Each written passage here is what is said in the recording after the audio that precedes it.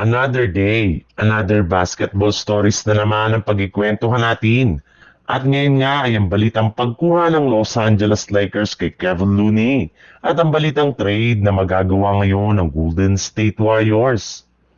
Kagaya nga ng napag-usapan natin, napakarami na rin naman ng mga players sa iba't ibang mga team ang tuluyan na naging available sa trade market. Sa madaling salita, pwedeng-pwede na nga talagang gumawa ang Lakers ng malaki man o maliit na move sa mga susunod na araw. Marami na rin naman ng mga analyst at fans na hindi kumbinsido sa kasalukuyan nilang lineup sa pagiging inconsistent ng kanilang mga role players. Kaya kailangan talaga nila na magtanggal ng ilan sa kanilang mga manlalaro.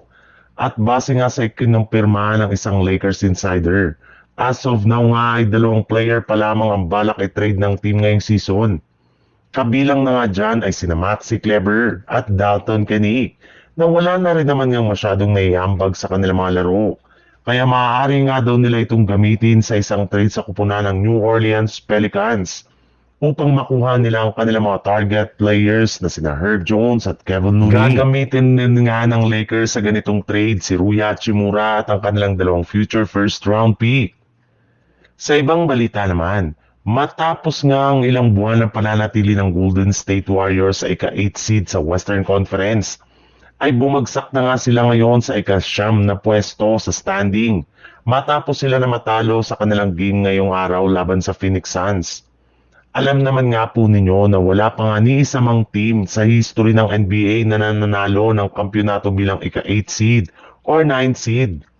Kaya mas lalo lamang ang lumiliit ang kanilang tsansa na makuha ang titulo ngayong season.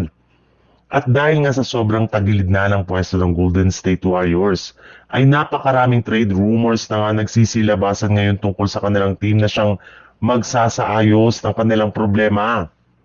At isa nga dyan ay ang posibilidad na pagkuha at pagpapabalik nilang muli sa kanilang dating superstar na si Klay Thompson. Ayon nga sa ibinulgar ng isang insider, maging si Klay Thompson nga ay hindi pa rin naman nga isinasarado ang posibilidad na bumalik siya sa kanilang dating team. Bukod rin nga kay Klay, isa rin naman nga sa mga balak nilang kunin ay si Trey Murphy III gamit sina Jonathan Kuminga, Tracy Jackson Davis, Guy Santos at 2 first round pick.